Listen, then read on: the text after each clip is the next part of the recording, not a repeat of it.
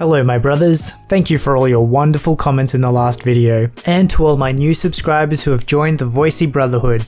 It looks like many of you would like to see a petty revenge video, so I'll be making one of those this week. But don't worry, there will still be plenty more Choosing Beggar videos too. In today's episode, we have a mother who demands candy from a business, even when they don't have any, a crazy aunt who wants free English lessons, but gets upset when her sister gives dinner to the tutor, and finally, a Choosing Beggar at a garage sale. Probably my favorite story I've read so far. I don't want to give away how this one ends. Let's get straight into it. This post was called, "I didn't realize that having candy was a requirement for every business."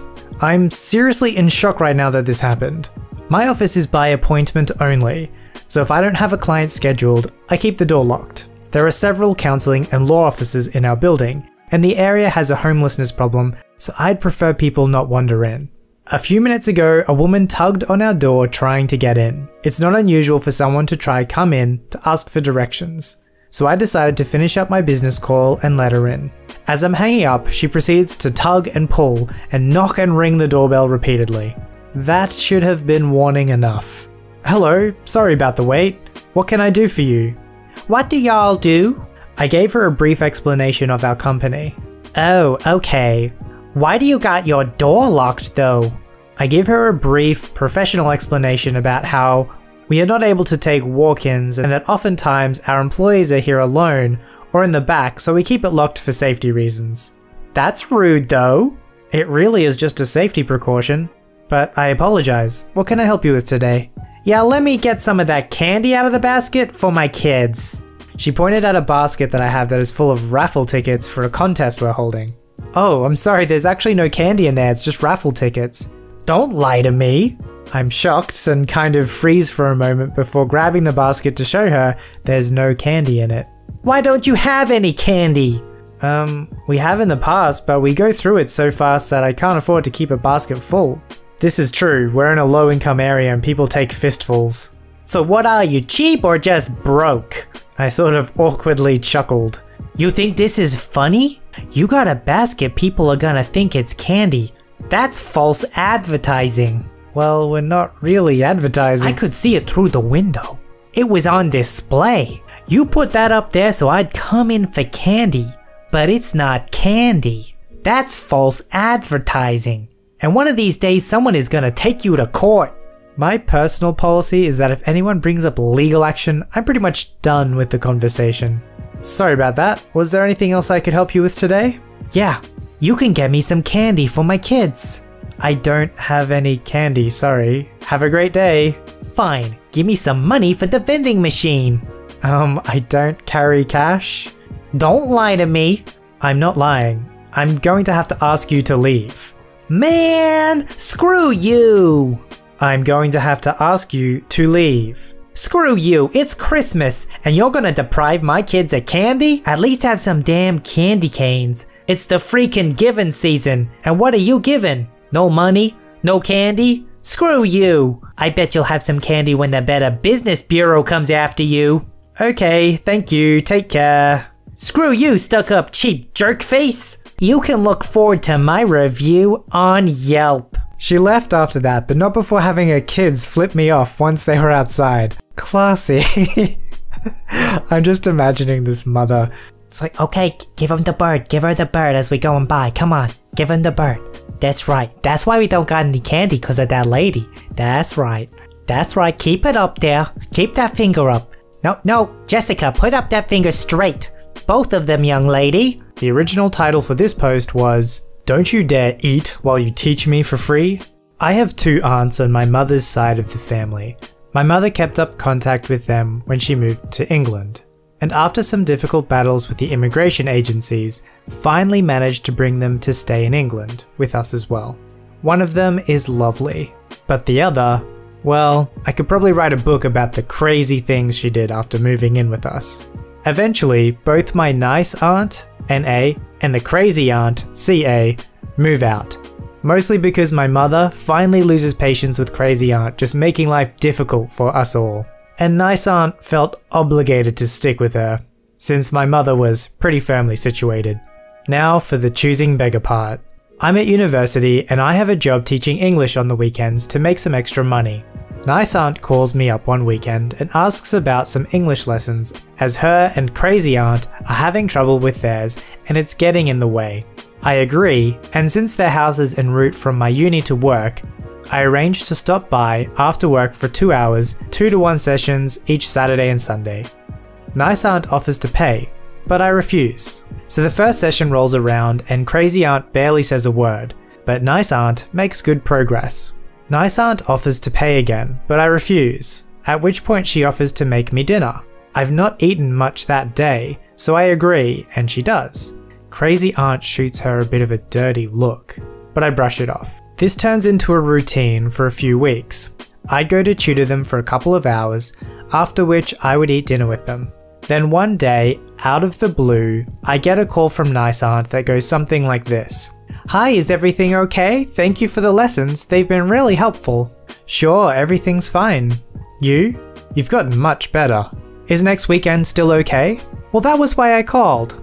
Crazy Aunt doesn't like you taking our food. What? She says you're coming to teach, not to eat with us. And if you want to eat, you can bring your own food. At this point, I ask her to hand the phone over to Crazy Aunt. Okay, I don't see what the problem is. Is what Nice Aunt is saying true? I don't like you eating our food for free. We have to buy that. If you come to our house to teach, that's all you should do. I was a bit taken aback. Well, okay, I can eat before I arrive, but it'll mean I can only teach for an hour and a half or so. No, you need to teach for the same time as you do now. Just leave your job a little bit earlier if you need to eat. Yeah, no. I hung up and ended up cutting Crazy Aunt out from there on out. I'm sorry, but I'm not losing time at the job that's helping me get through uni for someone who feels her sister offering to make me dinner is too demanding of me. I feel like Crazy Aunt is the perfect name for this choosing beggar. Number 1, she normally gets paid to teach English. Number 2, she was offered to get paid by the other aunt. Number 3, she's being offered by the other aunt to be made dinner instead, to compensate her for her time and the effort she's putting in. Some people seem to have this weird disconnect where they can't see that non-material things can still have value too. The time and energy that you put into something is actually worth something. That's why people pay you to do jobs. This one is called My Mother's Dryer. I took my 70-year-old mother who has been paralyzed for more than 20 years to a neighborhood garage sale at the local wealthy gated community, which only does one garage sale for one day every year. The paralyzed thing doesn't matter, except to provide an accurate picture of the situation. After going around the entire area, which treats it almost like a huge neighborhood barbecue and block party, we end up at a house that has a dryer for sale. We overhear the owner of the dryer, who is selling it for $150, explaining that his daughter bought it, but got it home and realized it was gas, and she and her new husband had electric. It was originally $600 or so, but they never got around to returning it and asked her dad to just unload it. It still had cellophane protecting the easily scratched bits, and when I looked inside, it had the cellophane across the drum, with the manual still in the plastic wrapping. This thing had never even been plugged in. There is a man trying to argue the seller down to $25. Initially, he walks up to the guy and says something along the lines of, "You'll never get rid of this. No one buys dryers used." No one buys dryers used, says the man trying to buy a used dryer. He is really loud and persistent about it too. "This dryer is over a year old. No one is going to give you anything for a used dryer. You're going to have to pay to have it hauled away," etc. I don't know how to express this well, but the guy is really being a jerk about it. My mum checks out the dryer with no real intent to buy.